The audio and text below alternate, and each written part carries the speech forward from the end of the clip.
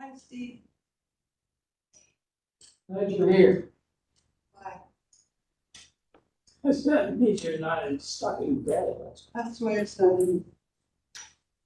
There's nothing easy about me coming out on Tuesdays or going any place. I went to Walmart yesterday. Spent the rest of the day in bed.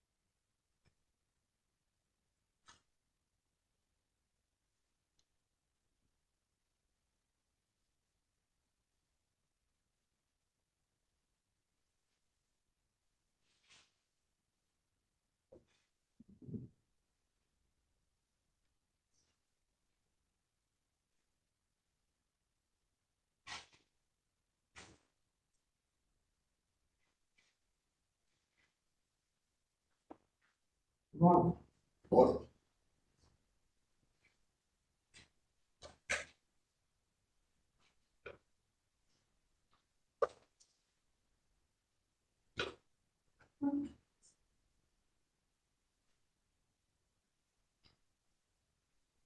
I don't think I've ever been this early. As you guys set up back. Set up back. That's been good. It's Friday. But all right. I'm not 600. That'll keep you in the matrix. Yeah.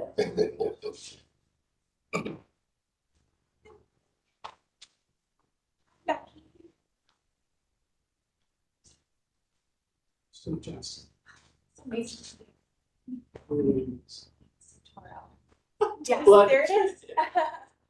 Yes, Didn't turn you upside down. that's correct. So what you see there will not be used again. All the stuff on this side is actually from today. Good morning, how are you? Your site is amazing. So cool. Okay, yes. But you never really get it. Okay, awesome. Great. Where would you like me to sit? Just I think people who run this place, okay. Okay. I'm not gonna run over there and then. you don't have to get on the hot seat until 8:30. Okay, got it. Good morning. How are you? Thanks for looking up.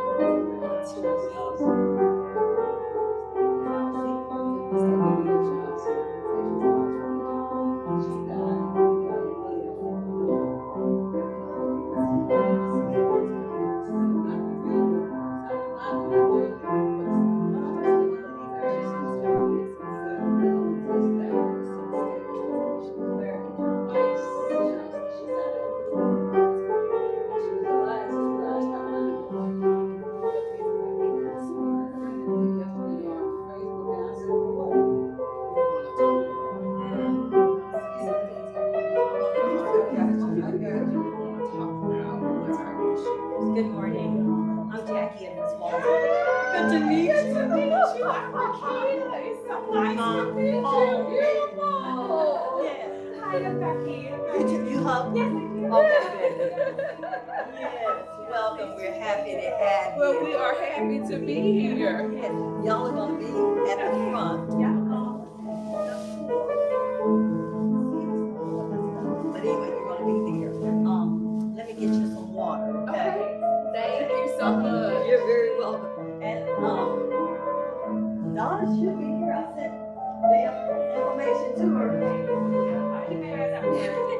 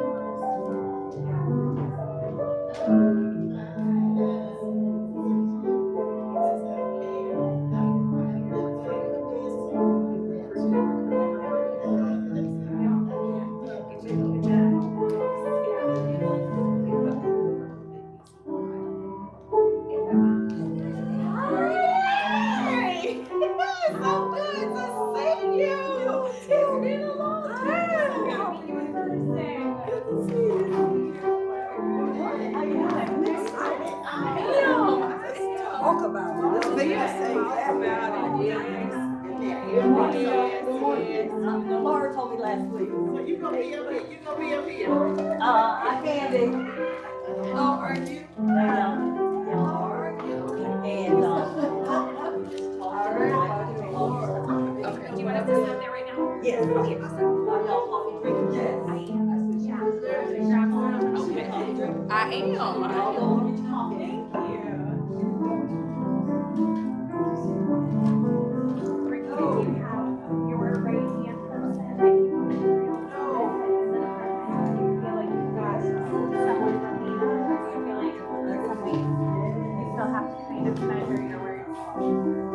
I'm long as you have to measure words. They don't really have it. Yes. That's why. That's because you keep things I still going. have something for Reggie. Beautiful.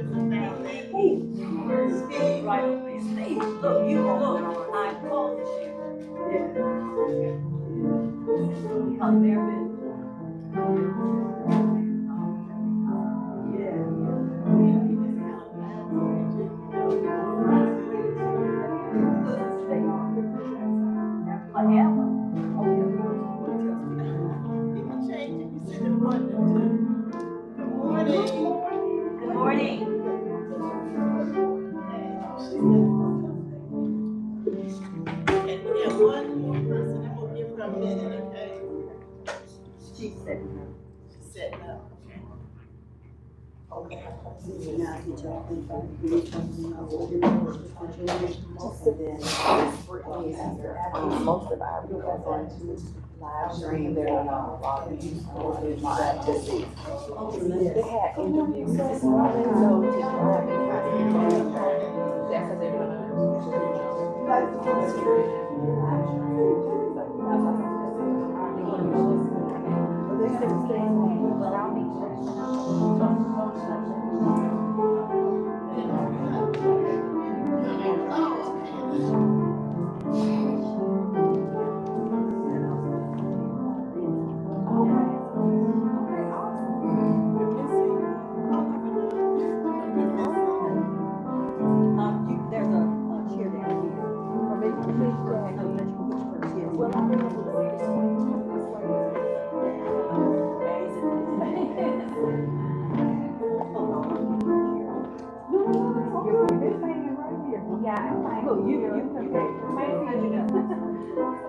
Good morning. Good morning. Welcome to the Sarah Stevenson Tuesday Morning Forum. I am Mary Johnson. I'm going to be facilitating this morning along with Jackie Walton Edwards. Jackie Edwards Walton. Oh yeah, that's okay. Yes, and don't be concerned about the sparse audience because we have a really great streaming audience. So you got people that are watching you from all over, and they can actually submit questions. And if I receive any questions, I'll read them out for you to answer. So thank you very much. Okay. We also have additional facilitators, and we all don't come every single week, but we have Laura McClady, Carlinia Ivory Canty, and you see Jackie Edwards Walton. Nathalie McElrath is our timekeeper, but she is absent today. We have Winston Robinson, Steve Johnston, Thomas Moore, our musician, and we have Miss Aretha Sherrill, our chaplain.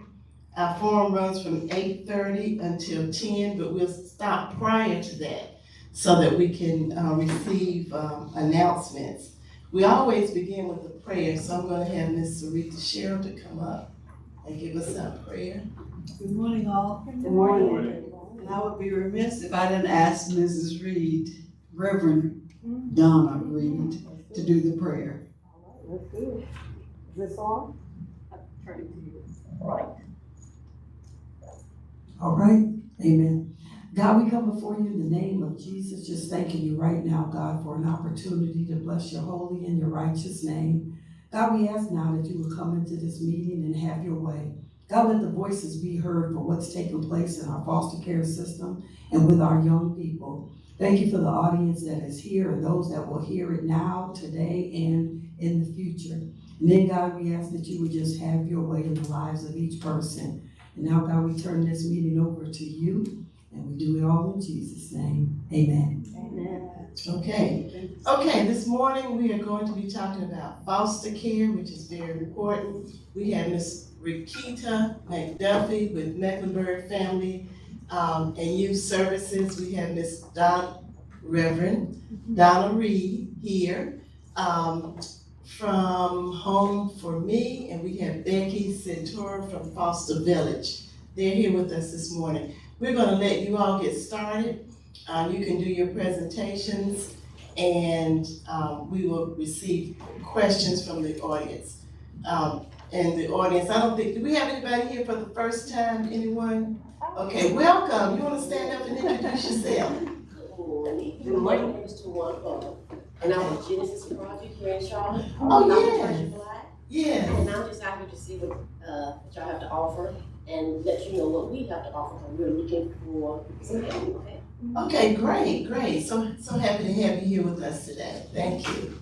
We also have Councilman Malcolm Graham here with us today, and we appreciate him being here. Thank you. Okay, so I would take, okay.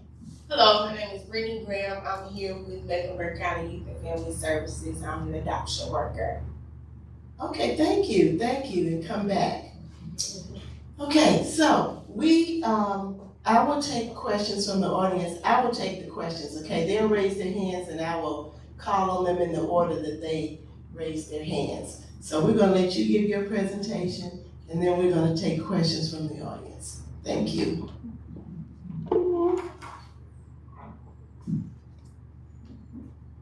There'll be a moment. I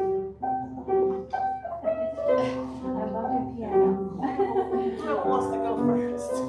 April, and my computer is frozen. My apologies.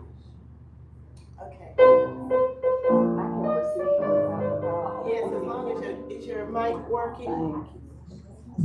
Yes, okay. Good morning.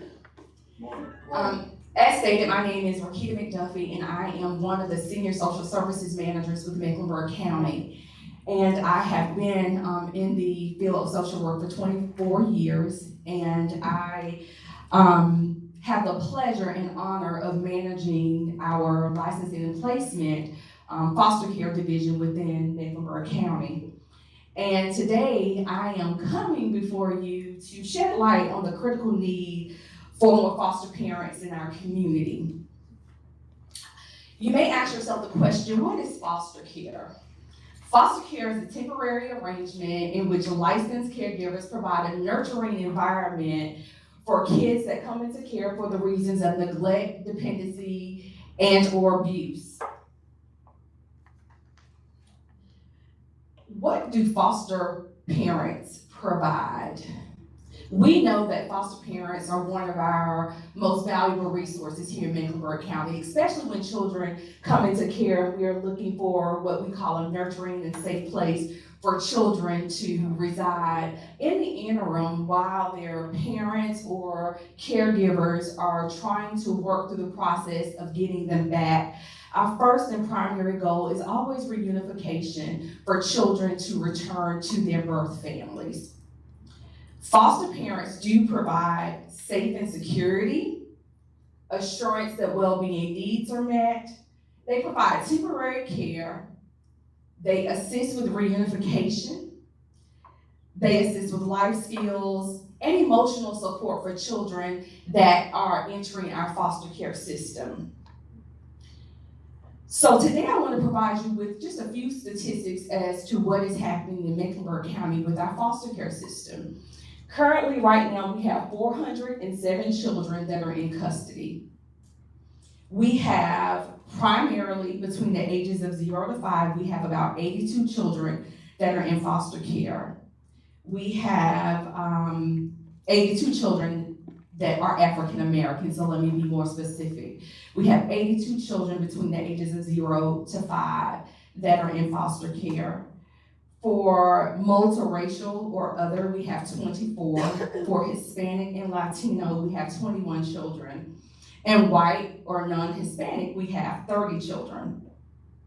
And so as you hear, we have in the ages of 0 to 5, the highest number is kids that are African American that are in our foster care system.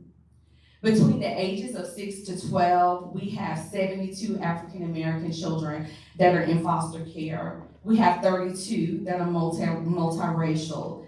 We have 13 that are Hispanic or Latino, and we have 13 that are white or Caucasian.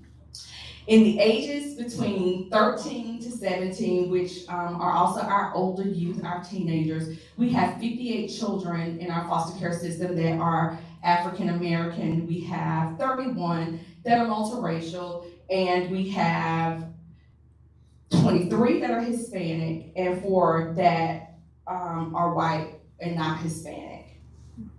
So that's the current state of our foster care system. With that being said, you've heard me speak of a number of 407 children that are currently in foster care. Equate the number of 407 children in foster care with a total number of 67 foster parents. So there we know that we have a huge disparity, gap, and all types of barriers in the number of children that we are bringing into custody versus the number of placements that we have here in Mecklenburg County. So Mecklenburg County has only 67 foster parents. 21 of those foster parents are single foster parents. We have 46 that have 2-parent households. And so we know that we have a huge disparity, which is why I'm here today to bring awareness to the need for more foster parents here in Mecklenburg County. Some of the challenges that we are facing within our foster care system are a shortage of foster homes, placement stability, increased stress on existing foster parents. And what do I mean when I say that? Due to the trauma that many of our children have faced coming into care and the lack of resources that we have here in Mecklenburg County to help our children stabilize in foster care, it adds an enormous amount of stress to our existing foster parents. And with such a small number of foster parents, they need more from us in the community. We also have inadequate matches, and you may say, Raquel, well, what does inadequate matches mean? Inadequate matches simply mean that we have kids that have specific needs, and we don't have foster parents that can offer those specific needs. An example of that would be a medically fragile child. So I have a medically fragile child, but I may not have a licensed foster parent, or we may not have a licensed foster parent that's equipped to address those medically fragile needs. And so that, in some cases, would lead to us underplacing a child with a foster parent that may not have the skills and abilities and training that they need to care for a medically fragile child. Lack of providers and care of youth with special needs, and that's just basically what we talked about, our medically fragile kids, that we have a very limited number of foster parents that are trained to care for medically fragile children.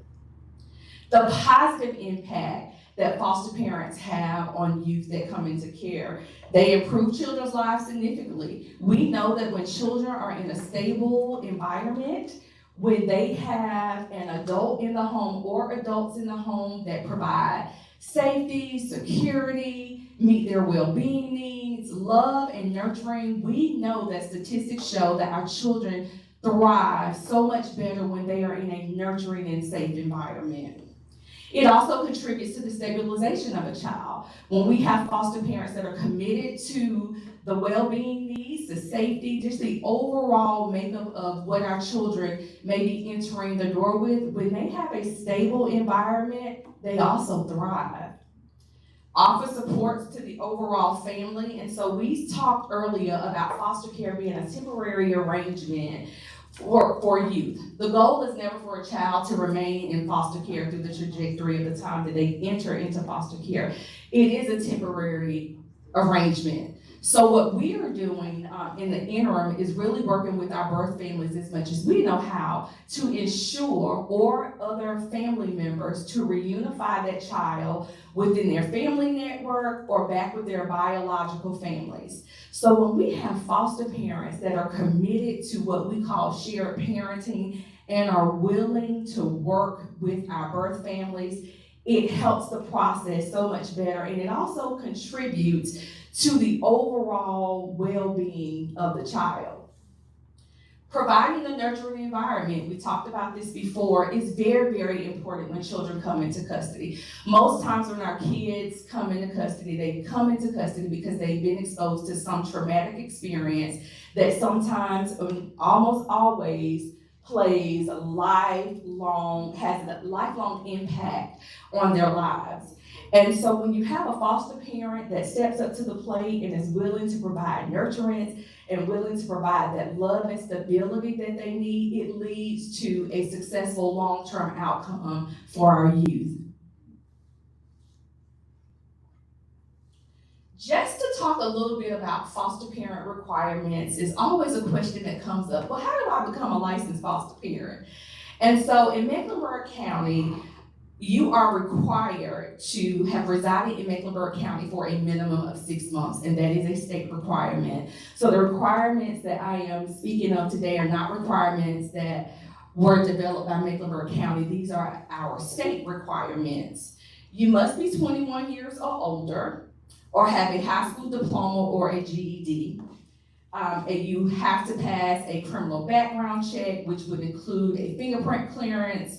You have to be financially stable. You have to go through a home inspection and assessment to ensure that your home is safe. And that would require us making sure that you have a smoke detector, a carbon monoxide detector, all of those things that would ensure that the child will be safe while in your home.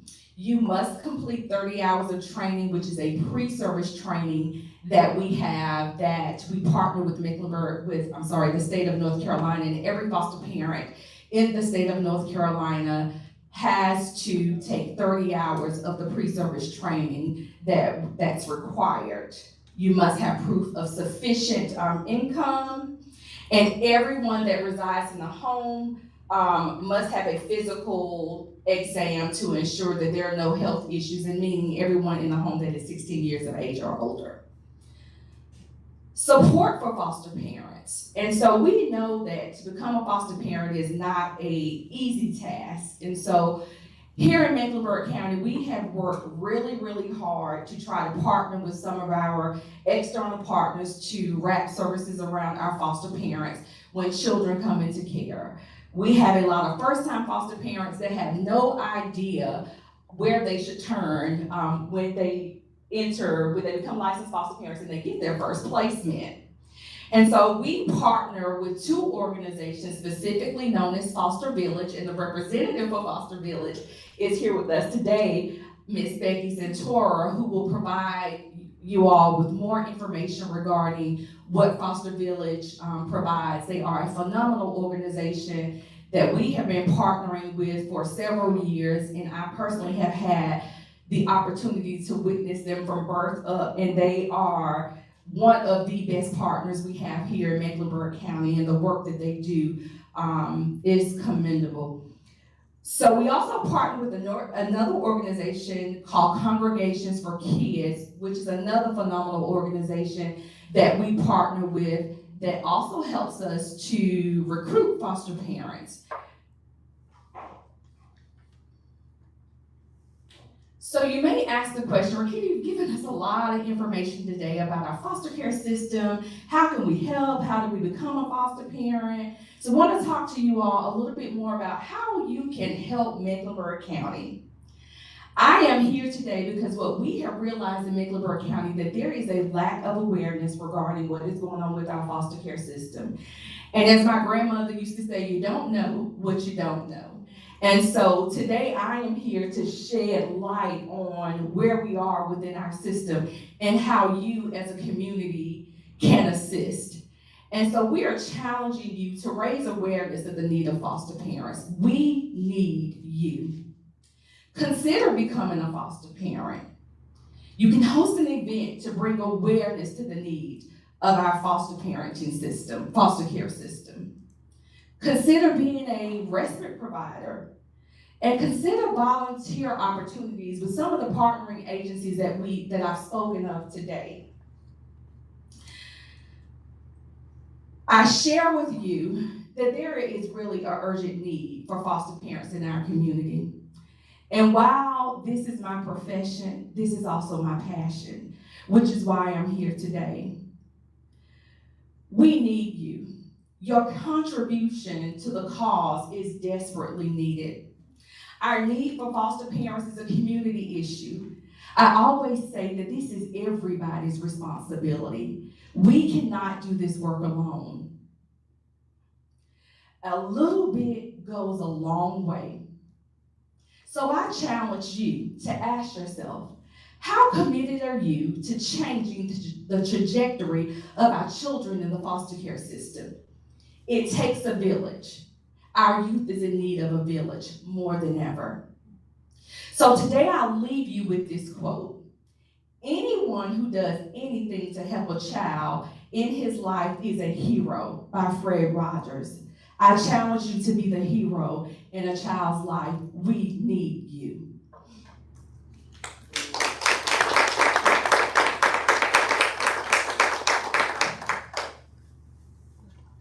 Are you taking questions? Oh, no, go to everybody. And also, when you finish with the mic, make sure you turn it off before you lay it down, okay? I do want to leave with one other thing that I think that is the most important thing. I've given you a lot of information about being a foster parent. I want you to know that we have handouts in the back, literature on how to become a foster parent. Mecklenburg County is launching a campaign. May is National Foster Care Awareness Month, and we are going to be shining a light on the need for foster parents. So you will see all types of things and activities and awareness events that will be out in the community. If you are interested in becoming a foster parent or know someone that is interested in being a foster parent, you can simply contact us at 704-336-KIDS, which is 704-336-5437. You may also reach out to us at metnc.gov/kids, and I thank you so much. Thank you, Rakita. Just want to introduce myself again. I'm Becky Santoro. I'm one of the co-founders and co-directors of Foster Village Charlotte. I just want to take a minute and tell you how the work found me. I was a CMS teacher, originally all in Title I schools. I've lived on the west side for the last 16 years, but taught on the east side. My husband also was an educator. During that time, we saw kids in our classroom that were experiencing foster care. Either they were residing with their grandparent, aunt, and uncle, or with a foster family. I also had a chance to just be involved in my neighborhood and seeing what kinship family dynamics look like with grandparents, aunts, and uncles caring for kids that found themselves in need of some stability. After leaving the classroom, my husband and I both decided we have something more to give maybe. We've learned some skills in teaching. We have 2 small children. We have an extra bedroom. Let's step into foster care, and at any point, if it doesn't feel right for our family, we'll turn back around. And like Rakita said, with her grandma saying, you don't know what you don't know. Once you see it, you can't unsee it. So I started taking classes and just thinking, at any point, we'll turn around if this didn't feel right. And it just never didn't feel like it was an important calling for us to step into. So in the summer of 2016, we got placed with our first child. I'm looking at Rakita because she ended up being my adoption specialist. Like Rakita said, the goal of foster care is reunification. It's really to get our families back together. Sometimes that outcome can't be met, and in our situation, we have 2 forever children from the foster care system. But I walked in very, rose-colored glasses. Just, knowing that, my skill set as a teacher will follow me into becoming a foster parent. I could not have been more wrong. The things that I thought were going to be easy were incredibly difficult. And the things that I thought were going to be difficult ended up being things that weren't as big of a hurdle. One of them was shared parenting. I thought that would be one of my toughest things, is walking alongside a biological parent in their time of crisis. It ended up being one of the things that was that I had some tools in my tool bag. But the things that were hard were random things, like having people in and out of your house all the time, having small little toddlers that were affected by trauma and not knowing how to parent them, and knowing that I had other children in my home and the parenting skills just weren't going to align. And so pretty early on, I started asking myself the question, where are the foster parents? Where are the other foster parents doing this work? I was not licensed through the county. I was licensed through a private agency. They came and did the training at our house, so I didn't need any foster parents. And so I asked my social workers in my county, where is there a listserv for foster parents? Is there meetups? Is there a group I can join? Facebook? Any of those things. And really, really quickly learned there is so much that's going on in the county. The last thing that they have time to do is try to figure out how to connect the dots for foster parents and take care of their, emotional support, right? They're working with the child, with the family for stability. And some things were just like the acronyms that I didn't remember from my classes. I was like, oh gosh, I need to ask my social worker, and knowing I didn't want to bog them down. So I started on a search. Well, where's the resource hub? Where's the connecting of the dots where I can go to a peer and ask this work of? And after a really long time of searching, it turned out that there wasn't that community in Mecklenburg County. And so I took to the internet, took to Facebook, and found this little foster care group that was popping up. And ended up being the co-founders of Foster Village Charlotte along with myself. And we just started asking some questions. Where can we connect the dots? We don't want to replicate things. We want to make sure that we can get to our foster families faster and give them the supports that they need, and including in our foster parents, the kinship families, those grandparents, aunts, and uncles taking care of our kids that are in the foster care system. And so we kind of went out not to be an organization, but just to be a grassroots movement that turned out that needed an organization. We needed to help the county to really take it to the next level and help support our foster parents so that they can keep saying yes. The data is so clear that one stable relationship with a healthy adult can change the trajectory of child abuse. And we believe that that is, in part, foster parents, our kinship parents. That's the work. But they deserve to be well supported. And what we found out to be true is that over 50% of our foster parents do not continue fostering after their first year. And when asked what that was, this is a national statistic, it was lack of support, secondhand trauma. And that is the work of the community. That's the work of the community. The government can't do that side. We have to do that work of taking care of the people that are on the front lines of hope and healing for our foster care system.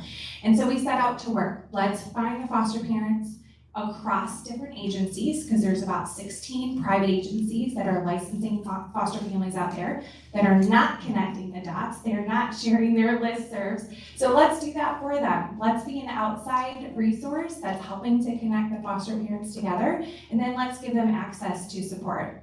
What we know to be true is that if I surveyed 100 foster parents right now and said, what does support look like? I will get 100 different answers.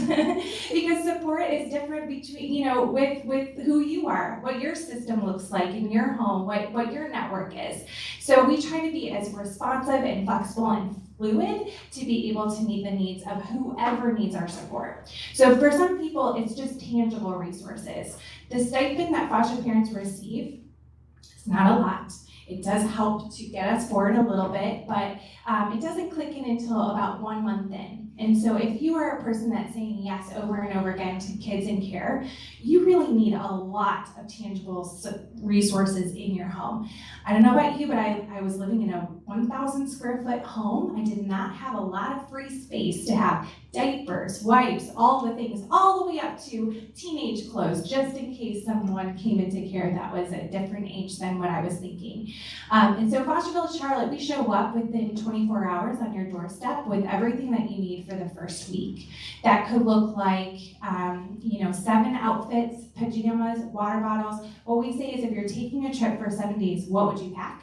And that's what we're delivering on your doorstep. It's about $500 worth of all new essentials. We do not give any gently used items because this is a time of increased instability, trauma, even separating kids from their families, even if it's necessary. That's a traumatic experience. That's not the time for them to get gently used items. That's the time for us to send a message as a community that we see them and we know that we're here to support them. So all new tags, all new things, those are the things that belong to them.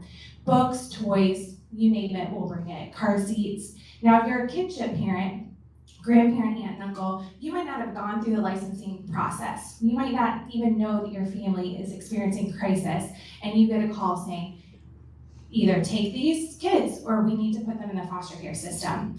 We show up way bigger for them. You need a car seat, a crib, a bunk bed, we're here for you because we're here to keep families together. It is better for our kids in care to be with their family of origin. That is the truth. And we want to make sure that we're a part of that mission. So that's the tangible stuff. Some people don't need it. They won't come to us for those welcome packs, but they might come back around for something else. Our kids are way more likely to experience sensory processing disorders. Help regulating their nervous system when they have been stuck in fight, flight, or freeze for so long is important work. And it looks different for every child. It might be in their food habits, it might be in their sleep routines, it might be in just their everyday reactions to things that we think, why did they react so big to that? I just asked them to put on their shoes. But it can be disruptive.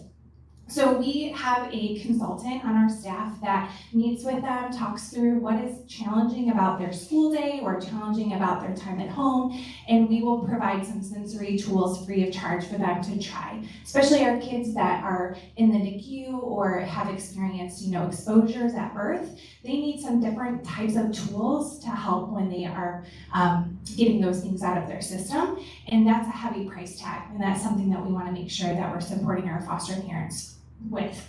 We also believe in education. You heard all the licensing stuff that goes involved, and it's huge. But there are some things that we just can't cover in those foster parent classes. Things like compassion fatigue, compassion resiliency, things like, how to do shared parenting with someone who's experienced domestic violence or substance abuse. How do we create that container for our foster parents to lead with empathy, but also be able to set those healthy boundaries. So we provide that education support, and when we don't know it, we find experts that do. Some of our people in Mecklenburg County that are the most skilled to work with kids that have experienced trauma, they don't take Medicaid. That's what our kids are on when they come in the foster care system. So what do Foster Village do is that we make sure that we find those experts in the field, we bring them to our foster parents so that they can teach us how to be those therapists inside the home. When I talk about therapists inside the home, I think that's a huge part of what foster parents need to learn to do, is to hold that container of co-regulation. And sometimes our foster children are sitting in wait lists for therapists for many, many months. And so it's the foster parent's job to learn those skills. What we know to be true, though, is they can be learned. I don't want anyone to exit themselves out because they go, okay, well, I wasn't a teacher, or I don't know little ones, or I don't know. You can learn it. You can learn it because we have built that system where you can ask those questions. We are a peer-driven support system from people that have fostered for 20 years, people that are just beginning to foster. And everything that they can provide and offer, they do so within our network of support. So there's no wrong question, and there's no exclusion of being able to do this work. So that's the tangible sides, that sensory support, that welcome packs, then the educational support as well. We also do support groups for those that just want to talk about their experience and help to kind of move the needle forward in their work of recognizing what they need as a caregiver. Some people don't take us up on that. Some people come every single time we do it. We also have a kinship corner, those that are just our grandparents, aunts, and uncles that want to talk about the family dynamics of their home. We have a support group for them. And then we do gatherings around the city just to continue to add in some fun and experience with our foster families and our kinship families. But I do want to say one more thing that we do that is really one of the things that probably is a personal element of this work for me, but when my kiddos were in foster care, they saw their biological dad at the DSS office every week for visits. And I couldn't help but think to myself, I think we could do this better in our city. I think that we are already setting him up for a lot of shame and a lot of discouragement, having to go into the same rooms that they were having those big conversations about foster care and what he needed to do to get custody back, and then turn around and say, now have a visit with your child in here for 2 hours. And so it was really a mission of Foster Village Charlotte to say, well-supported caregivers includes the biological family.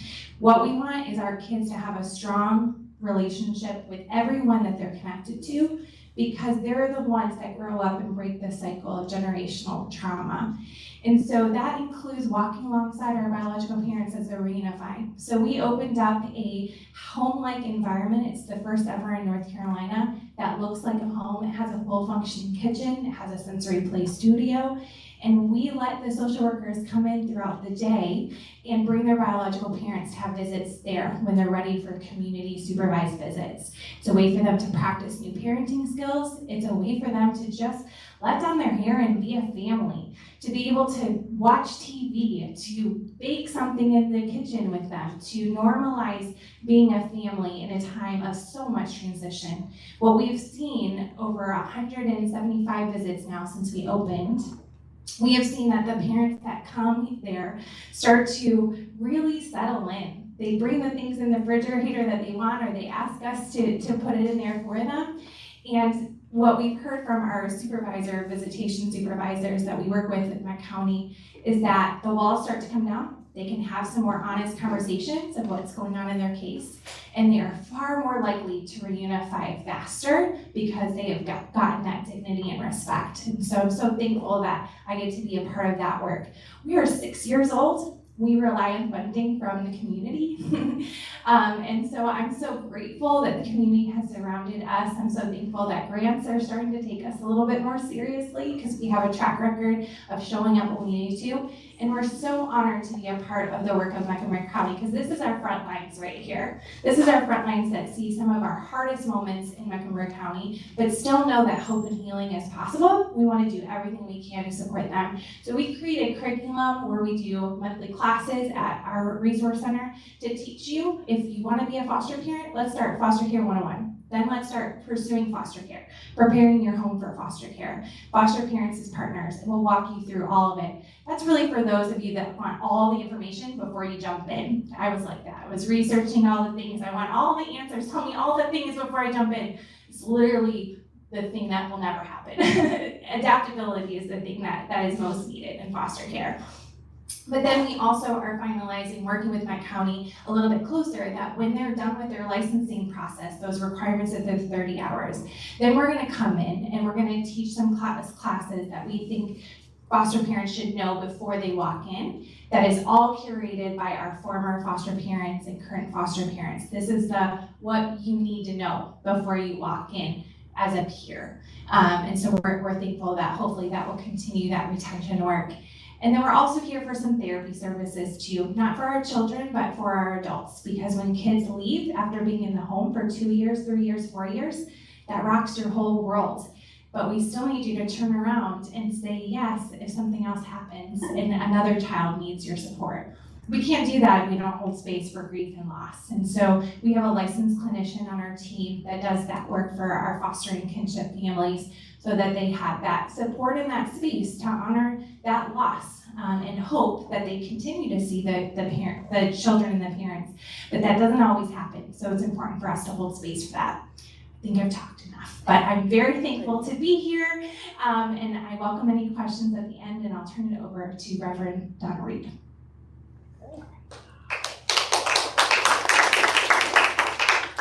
So I think we have heard some fantastic things today, and we should be encouraged to at least look into foster care so that we understand the difference that we can make. Wanted to share a little bit about who I am and what we do so that you understand that everyone can be involved on some level of foster care. So as I said, my name is Donna Reed. When I was born, my biological mother left me in the hospital. She said she was coming back. She never did. And I ended up in several white homes because they thought I was white.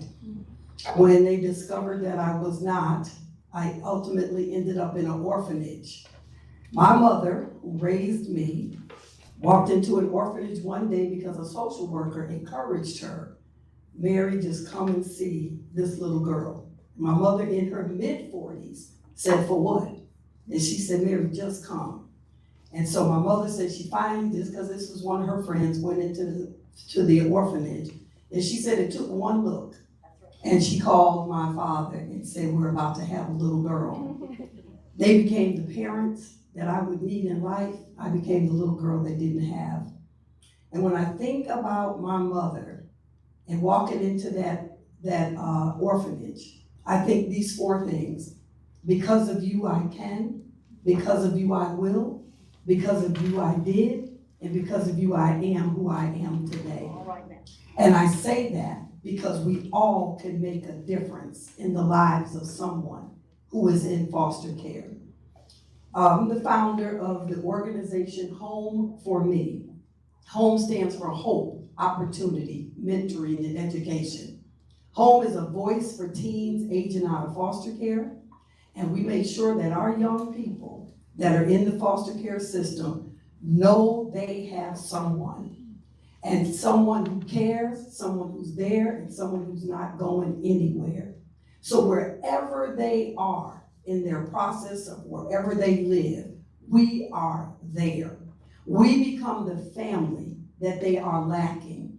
We become the family that they need. We become the connection and the consistency that they need to be successful and to know that someone is there.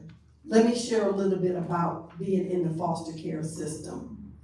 It's wonderful that there are foster parents, there are foster homes. But you heard the statistics, you heard the support, and you heard the lack of. So imagine that you are in the foster care system and you don't have. Imagine that you're being shifted from place to place and you don't have.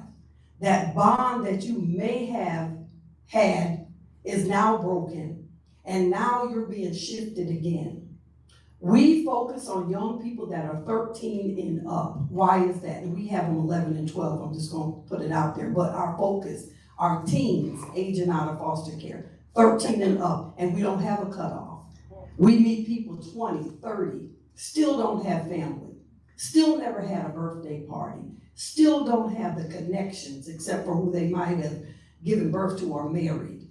And we become their family. Why is that important? Because family is important.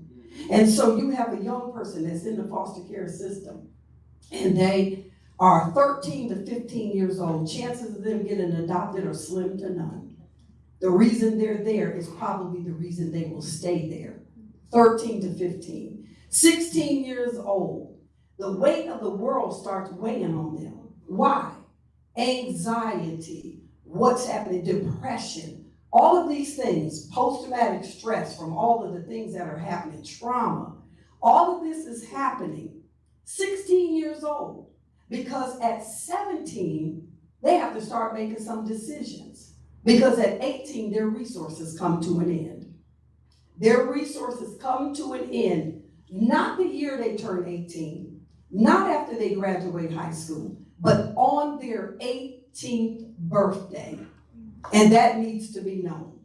That needs to, the awareness needs to be raised about what is happening with our young people, mentally, physically, emotionally. I want to read something to you, because we're going to come with this.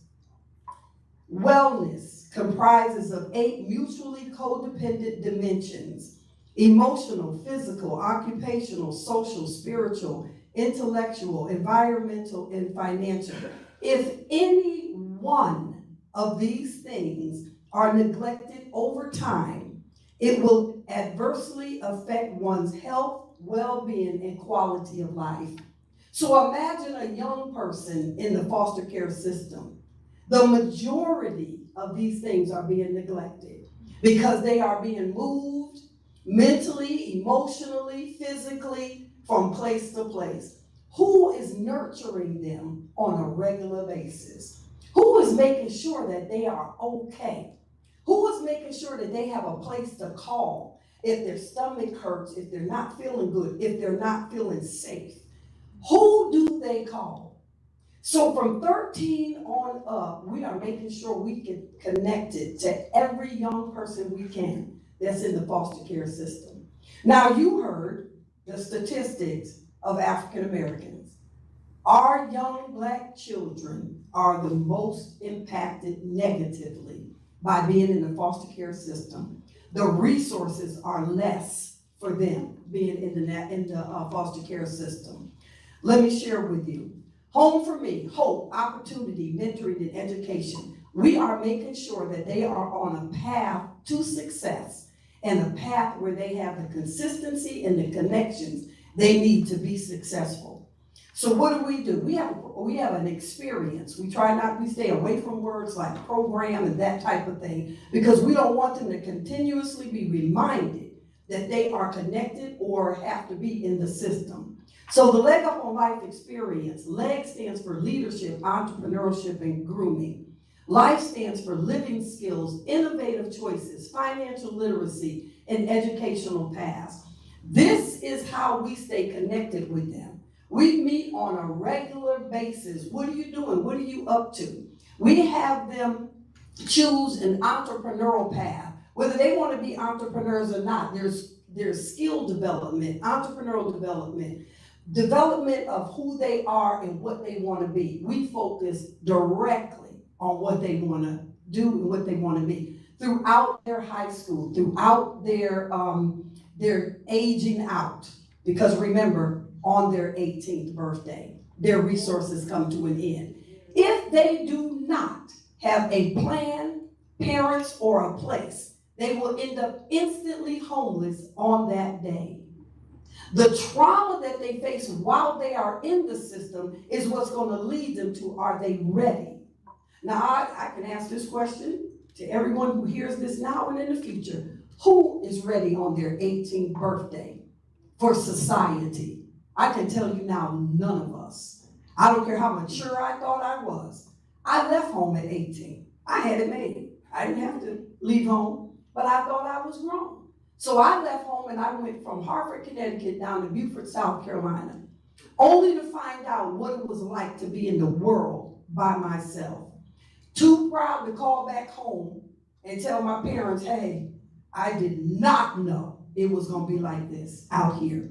And I remember standing in the telephone booth, 18 years old, chose to leave home instead of going to college, called home to tell my parents that I made it on the Greyhound bus. And my mother said, 40 years I've been married to your father. I've never seen him cry till you walked out that door. So you think you grown? You go ahead and be grown. And she hung up the phone. And I stood there in that telephone booth, if you know what that is. And I stood there in that telephone booth. And I was afraid to hang up that receiver from everything that I knew. Everything I could fall back on if things didn't work out, everything I could fall forward to when they did. But I stood there and determination kicked in. Everything they taught me kicked in. Now, they were only mad for 5 minutes, but I didn't know that. I was afraid to call back collect and find out.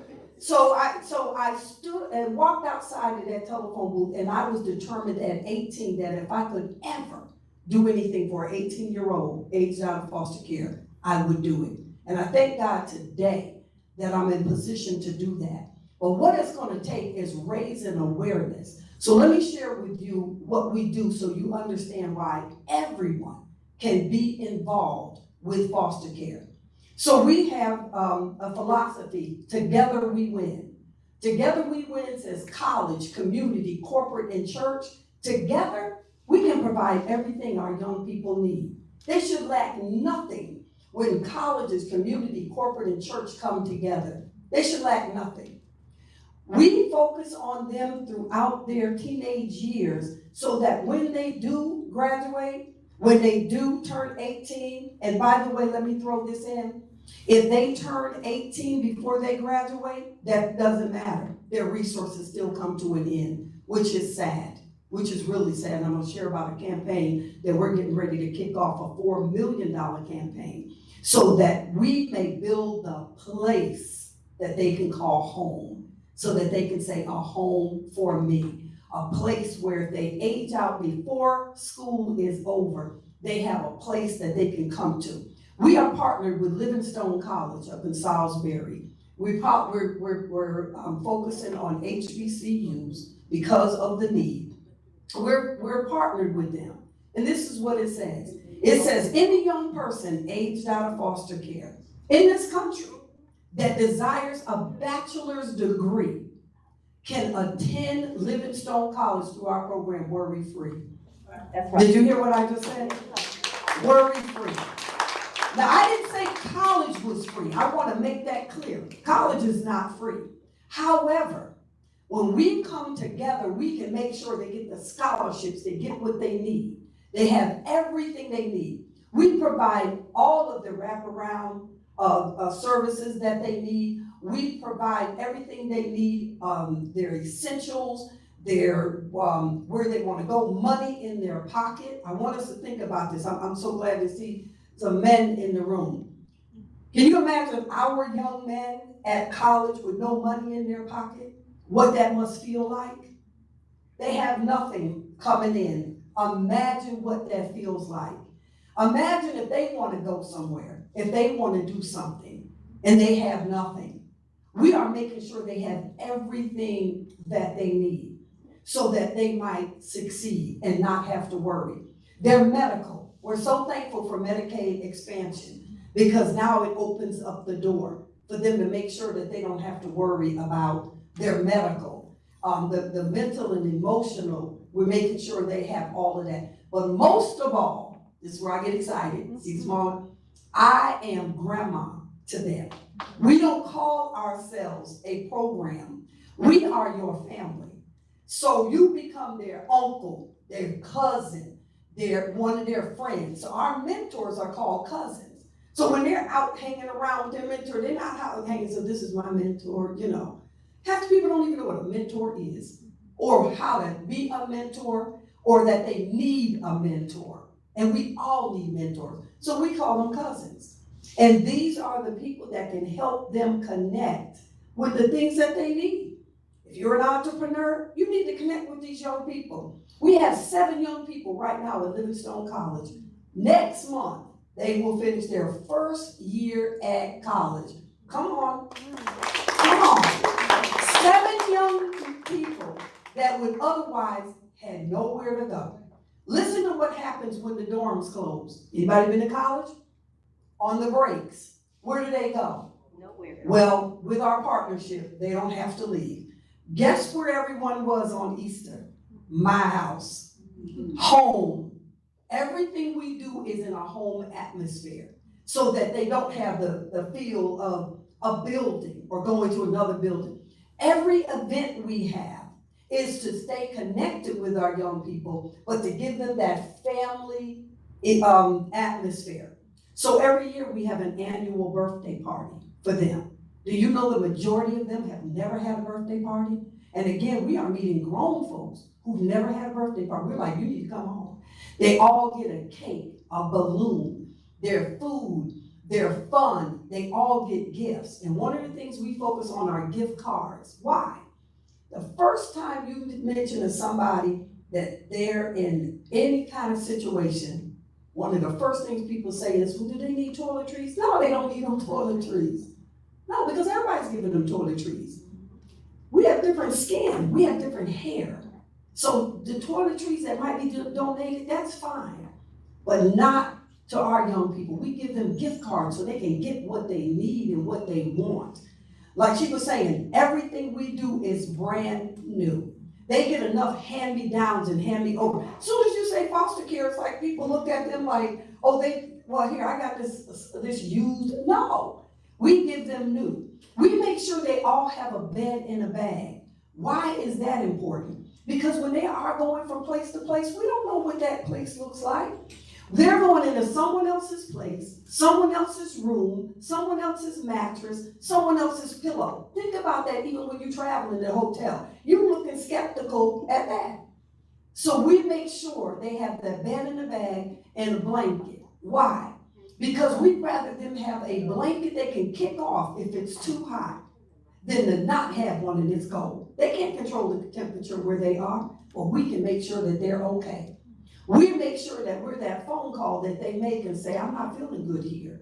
I'm not feeling good. We had some young people that called us one time. They were at an Airbnb because they were between situations, and they were scared to come out the room. It was 2 sisters. And they called me and I said, well, what's going on? And they said, we're scared of the person that's also in the house with us. And immediately that day, I made phone calls and made a difference and got them out of there and into a safer environment. They had somewhere to call. They had someone to call. I got a phone call just 2 weeks ago with tears in his eyes at college with a horrible toothache that came out of nowhere. Guess what? It's hard to get a dentist appointment. I don't have to tell y'all. Medicaid doesn't cover most of it. Immediately, I made some phone calls and I said he needs to see a dentist now.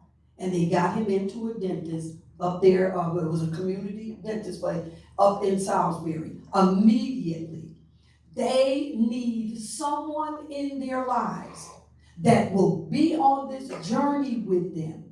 So people say, home for me. Do you place them in homes? No, we place the home in them. We don't ask you to take them into your home. We ask you to take them into your heart and make sure that they are okay, that you're the one that they can call. You're the one when they need something. We have young men up there that are involved with programs where they had to have a tuxedo. I made phone calls. Did I say college, community, corporate, and church? I'm dialing your number. We got young people up here that need a laptop. We got young people that need whatever it is that others take for granted because they have somewhere to call. We make sure.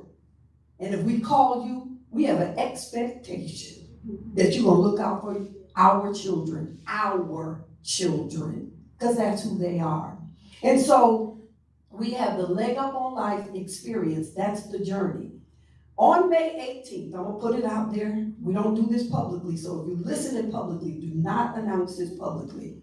But if you're listening, we want you to be there. Did y'all hear that? And I'm inviting all of you. On May 18th, we have the Old School Family Cookout. What is that? That is a big reunion. It's a big family united, coming together. Those that want to know more about foster care, those that want to know what they can do, or those that are already doing and just want to come and celebrate. It's a big family atmosphere where we share the love with our teens that are in foster care. So I'm inviting you all so you can come and see. We don't point out who's foster care and who's not, so bring your family. We don't point out who's who. We don't do that. That's not fair to them, and that doesn't put them in a safe place. That's why I'm telling y'all on this camera, don't you announce this, because it's a private invitation that I'm extending right now for May 18th. For you to be there at the Old School Family Cookout, go to our website, Home for Me, that's the number 4, homeforme.org, and you'll get a chance to see. Here's another thing that I would like to share with you all, and that needs to be done on a regular basis. We do a symposium called A Day in the Life of a Teen in Foster Care. It is major. And why? Because you literally sit in the seat and you walk in the shoes of a young person that's in the foster care system and that has experienced foster care or who's aged out of the system. And I promise you, it is life-changing. And so we're getting ready to do another one at some point in time in May. I will let you know when that is. Please go to our website.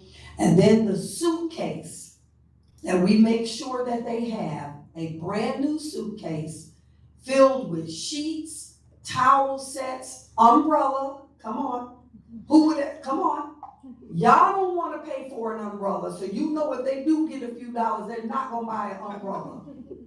We give them brand new, the umbrella, the gift cards, and the essentials that they need, and resources, so that they know that they can call, they know where they can go. And then if you are a foster parent, if you know someone who's in the system, who is a teenager, please contact us so that we can get on this journey with them as their family. And then if you're hearing me right now, please become one of the family members that they need, because they do need us. And because of you, it will make a difference in their lives.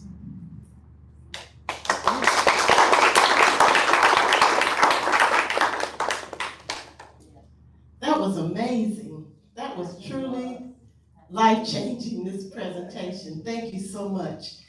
We're now going to open up for questions, but I've been informed that the police department has a training here at 10 o'clock, and they need to set the room up, so we're going to have to be totally out of this room, totally, at 9:45, okay? So if you have a question, and we do have some questions. Who was first? Okay, you're going to be the timekeeper. Was it? Who was first? Was it Karen? Okay, I have Tommy. Tommy is first. I'm gonna give you 30 seconds to ask your question.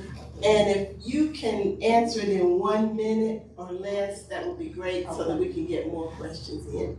And also, if you would like to indicate the person that you want to answer your question. Okay, thank you.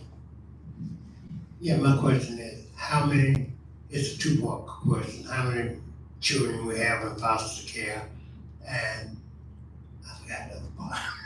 So, how much time do they have? I said a minute or less. Currently, we have 407 children that are in foster care, and that number changes, but our current number is 407. Okay, he remembers.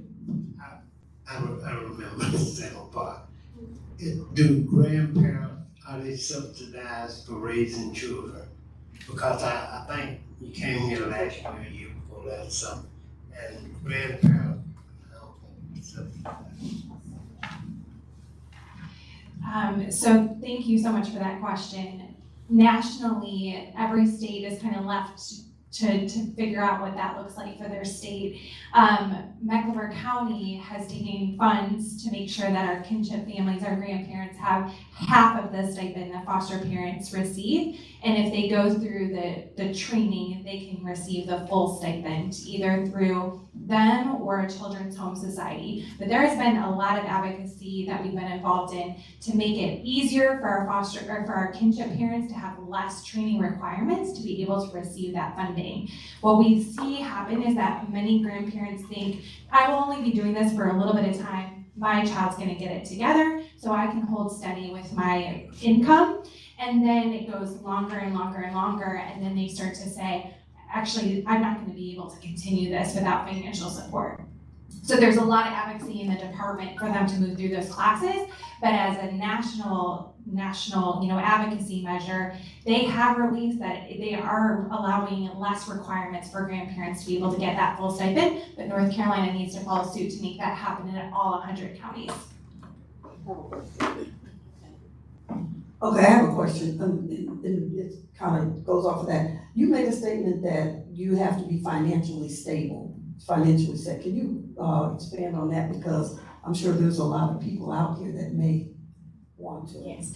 So, thanks for that question. So, to become a licensed foster parent, one of the things that Mecklenburg County, the state looks at is that a family can sustain their household expenses without governmental support. And so, for instance, if you are a licensed foster parent, you cannot be receiving TANF benefits, you can't be receiving food subsidies. So those are those subsidies that families get through the county and the state that would prevent one from being a foster parent, because we're wanting to be sure that foster parents can sustain financially. However, I'll be completely transparent with you. There are some circumstances specifically for our kinship providers, like grandparents, aunties, uncles, fictive kin, that we do give special consideration to, because first and foremost, our goal is to ensure that we have children that remember I said, a safe, stable, and nurturing environment. So there are occasions where we have to look at those cases very, very closely on a case-by-case basis to ensure that we are meeting the first goal, and that is sustainability of the child. Okay, thank you. Good morning. For Foster Village, are you all somewhat similar to the least of these in Gaston County? And then my second question statement is that for the stipend, once DSS closed their case, that foster parent, whether they do guardianship or adoption, their stipend, they don't get the stipend anymore. So why would that be? And would that be one of the reasons why parents don't continue foster care? Great question. So the first part, least of these in care of Gaston County, they do similar work. I would say our mission is around stabilizing the caregiver, and their mission is around stabilizing the child. They are also a faith-based organization. Foster Village is not a faith-based organization, so that is a differentiator for us as an organization as well. But we definitely hand in hand with them, Congregations for Kids, anything that we can do to point people in the right direction. We want to be a resource hub. We don't want to be the person that's doing all the things. Your second part of your question is the stipend for foster parents. When it is determined that TPR, termination of parental rights, occurs and a child is open for adoption, the first thing that they're trying to do is find family of origin. Also, foster parents typically are asked to do adoption. If the child has a condition or a diagnosis of some sort, that stipend actually will stay with you. It's adoption assistance. It's for kids that might need some more advanced support throughout their life. And so Medicaid might not cover those special services like trauma-informed adoption support. And so that stipend does have the ability to stay with you through adoption. Guardianship is a little bit different. From what I know, at guardianship, it would take some extreme circumstances for that tangible support to stay, which is definitely a disservice, because North Carolina is a closed adoption state, so you're changing the birth certificate, you're changing all those things. Kinship families don't want to do that. They want to hold on to that origin support, and so that's another advocacy measure for all of us in this room to continue to work towards. Young lady on the end, you alluded to the fact that the day a kid turns 18 within the system, their resources stop. You said if they don't have a plan, then they can potentially become homeless. Can you describe what that plan looks like, even if on paper for your organization, what that plan for that child looks like? If they don't have it all together and can afford to move into their own place, if they don't have a place to go to, then they're gonna end up homeless. So 23,000 teens age out of foster care in this country every single year. And because 20% of them are instantly homeless on their birthday, we focus on the ones that wanna go to college. And so we have a place interim for them to stay. And we wanna build that here in Mecklenburg County. We have that right now in Salisbury. And we want to make sure that they're on that avenue. So when they graduate high school, that they can go straight to Livingstone College, which is our first partnership, and they can stay there. They don't have to worry about when the dorms close and that type of thing. But on the journey, they need to put a plan in place, and that's what we help them do. Okay, Is that what you mean? If I could add to that, yes. Mecklenburg County, we do have a program called Independent Living, where when kids turn 18, they age out of foster care, and they can enter what you call a CARS agreement. And some of our kids, you choose to enter in that program, and some do not. And you may ask the question, well, what does that mean?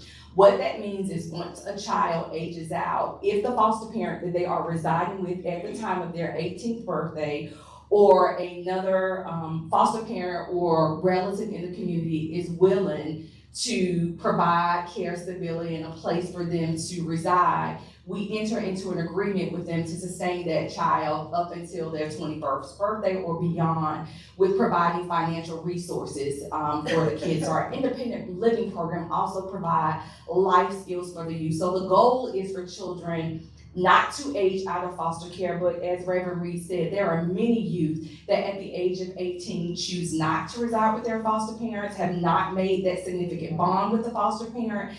And we do have youth, it is very, very real that we do have youth that are aging out of our foster care system at the age of 18 without those supports that they need. And that's why we say today that everybody can do something. Right. And so I wanted to be sure that we were aware of what resources the county provides when a youth ages out at the age of 18. And let me add this too as well. So those young people have a plan. I said if they don't have a plan, a place for parents. And then let me say this for the state of North Carolina, that when if they desire to attend college, the state of North Carolina, their college is paid for if they go to a state-run college. They cannot go to a college of their choice, which is very sad, because if they want to go to any college, they can't. They have to go to a state-run college. They can't go out of state and it be paid for. So that is why our historic partnership with Livingstone College is so key. They are a private HBCU, which gives that family atmosphere and allows them to attend college. Yes. I was just, okay, I'm gonna repeat this. We have exactly 5 minutes to be out of this room. Out, okay? So if you have a question, I'm asking you 30 seconds. One person, 30 seconds, okay? I have a comment. At Johnson C. Smith University, they had Elon homes. That residence now is empty. So I don't know what they're doing with that building, but maybe that would be a good place for you to start. We called them, and called them many more times to try to get that when they closed it right at the beginning of the pandemic and had all those young people scrambling to try to figure out where they were gonna live during the pandemic, and they were not interested. So we did work on that, and we would love to do it again. Now that we're public and can hear that, we would love to come in there and use, and take that over. Okay, that was gonna be my question. Councilman, do you have any, I know you don't have the answer to every single thing in the world, but have you heard anything about that at all? I know, when Dr. Carter was there was a very good pipeline, in reference to, getting kids similar to Livingston College, into Johnson C. Smith, with the age-old foster care. Every president has his own priorities, and since he has left, I don't think it's, I can't speak for the university, but I don't think it's a priority with the current administration. She's still new, so it may be something she's interested in, but certainly was not for her predecessor. Okay, thank you so much. And Carrie she will actually absolutely be our last one, because we have 3 minutes. Quick question. You mentioned the deficit of foster families. Where are the children who are unable to be placed? So the children that are unable to be placed, the number that I gave you, 67 foster children, are the foster homes that are licensed through Mecklenburg County. In the interim, we partner with other organizations that provide licensed foster care. So our other youth are either with a relative or they are placed in a foster home with some of our partnering agencies. And the majority of our teenagers are in group homes, not like a family home. They're in group homes, and that too can have an impact on them. We'd be glad to talk to you out in the hallway. Okay, mine's very short because we have to leave. Thank y'all so very much for coming. Thank you. And for some of you who may not know, Donna Reed, years ago, she did the old Black family reunion, which was like a West Fest at Hornets Nest Park. And she does tea bags, and she is an entrepreneur, and she just won a big award that she did not mention.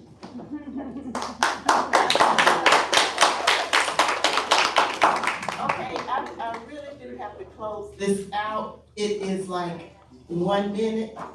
We really, really have to leave the room. If you want to speak to them, you can speak to them in the hallway. Oh, announcement, okay, quickly. Yes, good morning. My name is Cheryl Oliver. I had a sister, Diane Oliver, that was killed in 1966. She was 22 years old at the time. She had published 4 short stories. Fast forward, today we have a hardcover with those 4 short stories that she wrote by the time she was 22. I had the rest of them. A lady from the UK has helped us comprise this into a book. It's also in Germany, France, Italy, Sweden, and the UK, and of course the United States. We're celebrating her tonight at West Charlotte High School, our alma mater. It will be from 6:30 to 7:30. We'd love to have you celebrate with us and share the word. Thank you.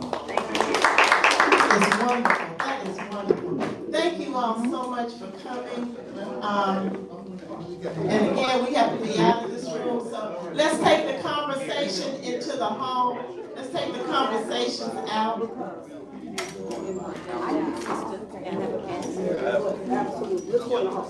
No, I gotta take that.